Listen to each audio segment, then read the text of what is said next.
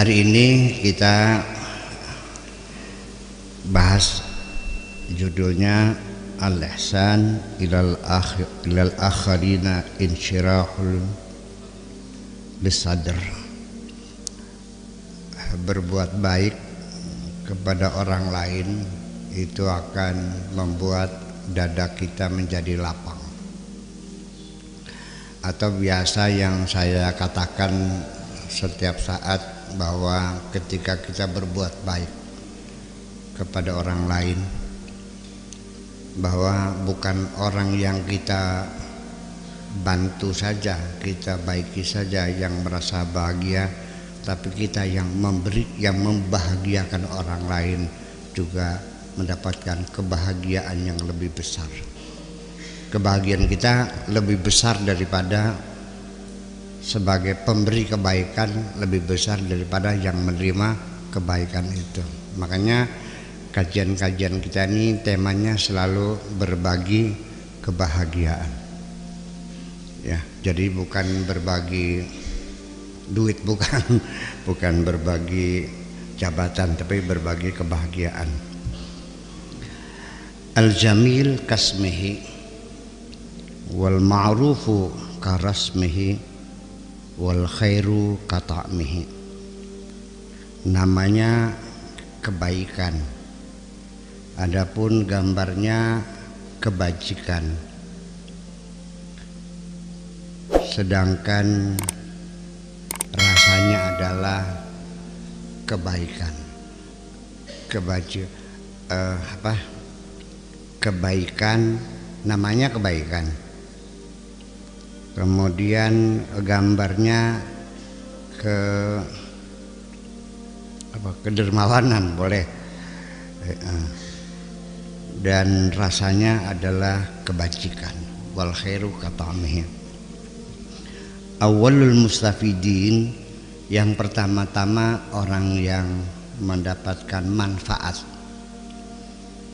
min is'adin nas, dari membahagiakan orang lain, huwa al-mutafaddilun, adalah orang yang memberikan kebaikan. Bihadzal isad, orang yang berkenan memberikan kebahagiaan. Pihak yang pertama kali mengambil manfaat dari membahagiakan orang lain adalah mereka yang telah berkenan memberikan kebahagiaan.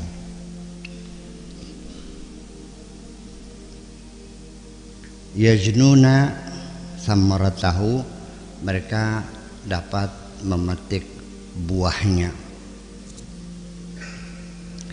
Ajilan, dibayar kontan sekarang. Fi nufusihim, di dalam jiwa mereka. Wa akhlaqihim, dan moral mereka. Wa dhamairihim, dan di dalam hati sanubari mereka. Fayajidunal insyirah, sehingga mereka merasakan satu kelapangan dada. Wal inbisat, dan kenyamanan. Wal hudu, dan ketenangan. Wasakina, dan kedamaian. Yuk kita lakukan komparasi tentang kondisi jiwa kita ini. Mangga bapak-bapak hari ini mukulin orang, nipu sana nipu sini.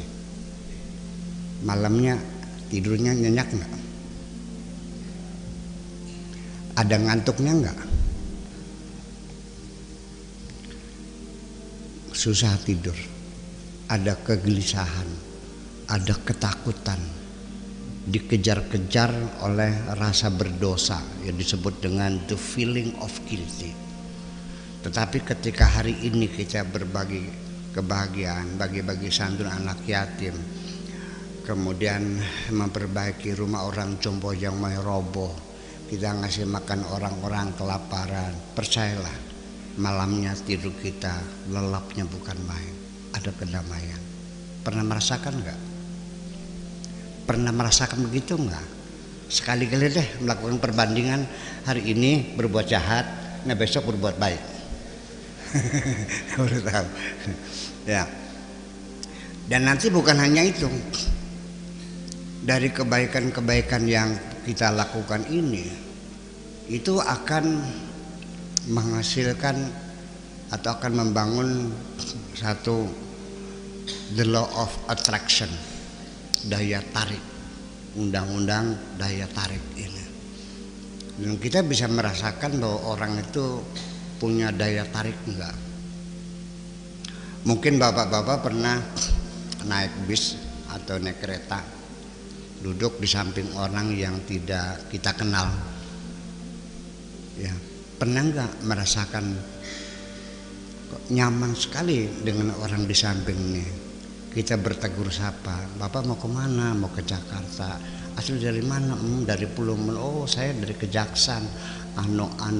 Sampai Jakarta ngobrol ke aplak ketemu Jakarta baik. Nyaman banget kan? Pernah nggak duduk sama orang nggak betah?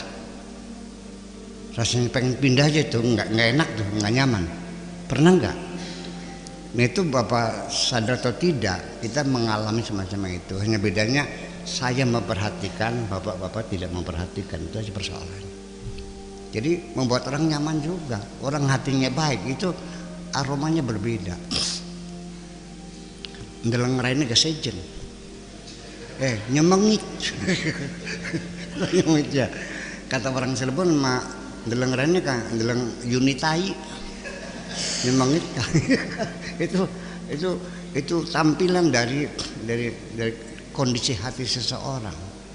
Ya, itu akan memancar dari mata sendiri. Akan ada satu kedamaian, ketenangan, kebahagiaan. Ya, damai, merasa rasa syukur yang alhamdulillah hari ini saya banyak berbuat baik, menolong orang, ngasih misalnya anak yatim 30 orang, memperbaiki rumah orang jompo, ngasih makan orang miskin. Alhamdulillah bisa menyekolahkan anak yang gak mampu. Setiap hari kebaikan. Dan di samping itu juga, mau percaya silakan, nggak udah. Semakin kita banyak berbuat kebaikan, rezeki juga makin banyak kok. Percaya. Begitu kita nipu orang berbuat jahat, mampet rezekinya. Ya, mungkin kita tidak menyadarinya, tapi silakan Bapak perhatikan orang yang sekali nipu aja udah habis, udah. Ya, sekali dia dapatkan ratus juta, kesananya dia sengsara, habis. Jadi orang berbuat nipu ternyata menutup rezekinya sendiri kok sebetulnya mah.